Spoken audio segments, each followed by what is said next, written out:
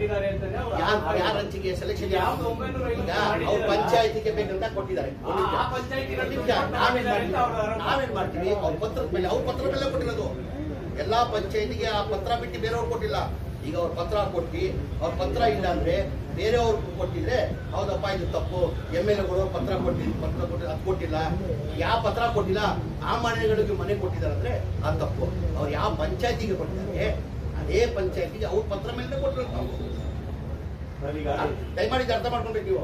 ಈಗ ಅವ್ರ ಪತ್ರ ಕೊಟ್ಟು ನಾನು ಬೇರೆ ಪಂಚಾಯತಿ ಮನೆ ಕೊಟ್ಟಿದ್ರೆ ಹೌದಪ್ಪ ಇದೇನೋ ವ್ಯವಹಾರ ನಡೀತಿರ್ಬೋದು ಅಂತ ಹೇಳ್ಬೋದು.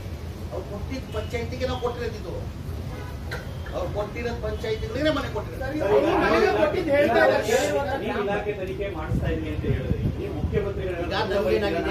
ಏನಾರ ನಾನು ನಮ್ಮ ಅಧಿಕಾರಿಗಳಿಗೆ ಸೂಚನೆ ಕೊಟ್ಟಿದ್ದೀನಿ ಅಂದ್ರೆ ಕ್ಲಿಯರ್ ಪಂಚ ಅವ್ರು ಹೇಳ್ಬೇಕಿಲ್ಲ ಯಾರು ತಗೊಂಡಿದ್ದಾರೆ ಅಂತ ಗೊತ್ತಾಗ್ಬೇಕಲ್ಲ.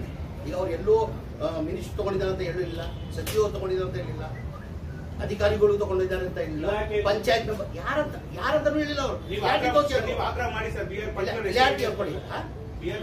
ಅವರು ಸೀನಿಯರ್ ಅವರು ಅವ್ರು ಹೇಳಿ ಯಾರು ಇಲ್ಲ. ನಾನೇನು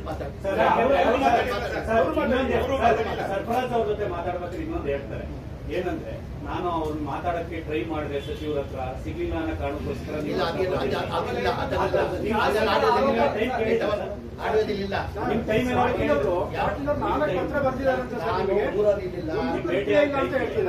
ಮಾಡಿರ್ಬೋದು.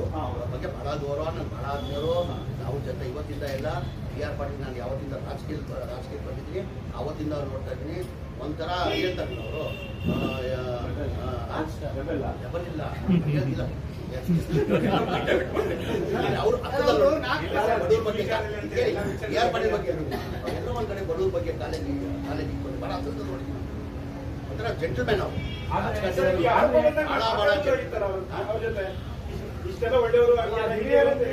ಅವ್ರು ನನ್ನ ಮೇಲೆ ಹೇಳಿದ್ರೆ ನಾನು ಮಾತಾಡ್ಬೋದು. ಇಲಾಖೆದಲ್ಲೂ ಹೇಳಿಲ್ಲ, ಅವರು ಇಲಾಖೆ ಬಗ್ಗೆನೂ ಹೇಳಿಲ್ಲ. ಇಲಾಖೆದಲ್ಲಿ ನಡೀತಾ ಇದೆಯಾ ತಗೊಂಡ್ ಮಾಡಿದ್ದಾರೆ ಅಂತಾನು ಹೇಳಿಲ್ಲ. ಅವರು ಏನ್ ನಡೀತಾ ಇದೆ ಅಂತ ಹೇಳಿದ್ರು, ಯಾರು ಮಾಡಿದ್ರು ಅಂತ ಹೇಳಿ ಅವ್ರು ತಾನೇ ಹೇಳ್ಬೇಕು. ಮಾಡಿರೋದು ಅವರು ಹೇಳ್ಬೇಕು ನನಗೆ ಹೇಳಿಲ್ಲ. ನಾನು ಊರಲ್ಲಿ ಬರಲ್ಲ, ನಿನ್ನೆ ಬಂದೆ, ಒಂದು ಜ್ವರ ಇದ್ದಂಗಿತ್ತು, ನಿನ್ನೆ ಮನೆಯಲ್ಲೇ ಇದ್ಬಿಟ್ಟೆ, ನಾನು ಎದ್ದು ಹೋಗ್ತೀನಿ ಬಂದಿದ್ದೀನಿ. ಅವರು ಇದು ಯಾವ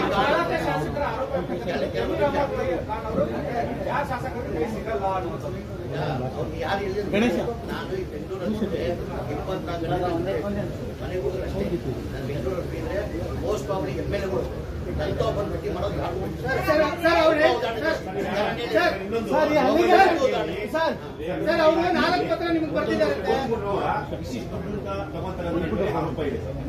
ಈಗ ಆರೋಪ ಮಾಡೋದು ಏನು ಸಾಧ್ಯ ಹೇಳ್ಬೇಕು ತಾನೆ, ಪ್ರೂವ್ ಮಾಡ್ಬೇಕು. ಸುಮ್ ಎಲ್ಲ ಇದೆಲ್ಲ ಆರೋಪ ಮಾಡ್ಕೊಂಡು ನಾವೇನ್ ಮಾಡೋದು?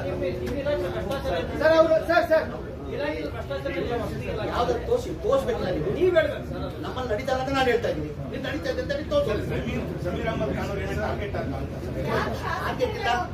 ಹೇಳಿದ PR ಪಾಟೀಲ್ ಗೋಪಾಲ್ ಕೃಷ್ಣ ಈ ವಿಚಾರವಾಗಿ ಮಾತಾಡಿದ್ರು. CM ಅವರು ನಡೆದಿಲ್ಲ ಸರ್ ನಮ್ಮಲ್ಲಿ ಬಡವರ ಮನೆಯಲ್ಲಿ ಯಾರಿಗೂ ಇಲ್ಲಿ ನನಗಿಲ್ಲ, ನನ್ನಂತೂ ಆ ದರಿದ್ರ ಬಂದಿಲ್ಲ. ಬಡವರು ತಗೊಂಡು ಜೀವನ ಮಾಡೋದು ನನ್ನಂತೂ ಆ ದರಿದ್ರ ಬಂದಿಲ್ಲ. ಆಮೇಲೆ ಎನಿಬಡಿ ನಾನು ಬಿಟ್ಟು ಎನಿಬಡಿ ಹೇಳ್ತಾರೆ ಅವ್ರು ಏನಾದ್ರು ತಗೊಂಡಿದ್ರು ಮಾಡಿದ್ರೆ ಅವ್ರ ಮಕ್ಕಳು ಅಲ್ಲ ಆಕ್ಷನ್ ಸರ್, ಆಕ್ಷನ್ ಏನ್ ತಗೊಳ್ತೀರಾ? 1,20,000 ಅಲಿಗೇಷನ್ ಏನೇ ಮಾಡಿ ಆಕ್ಷನ್ ಏನ್ ತಗೊಳ್ತೀರಾ?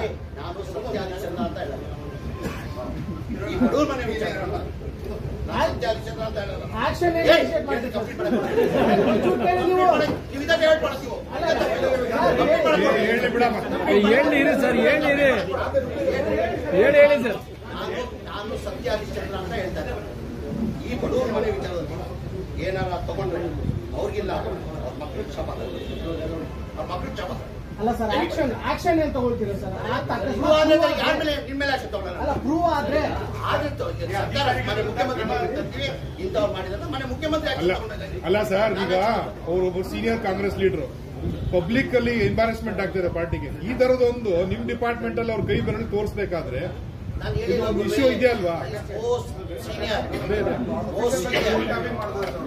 ಅವ್ರ ಬಗ್ಗೆ ಬಹಳ ಗೌರವ.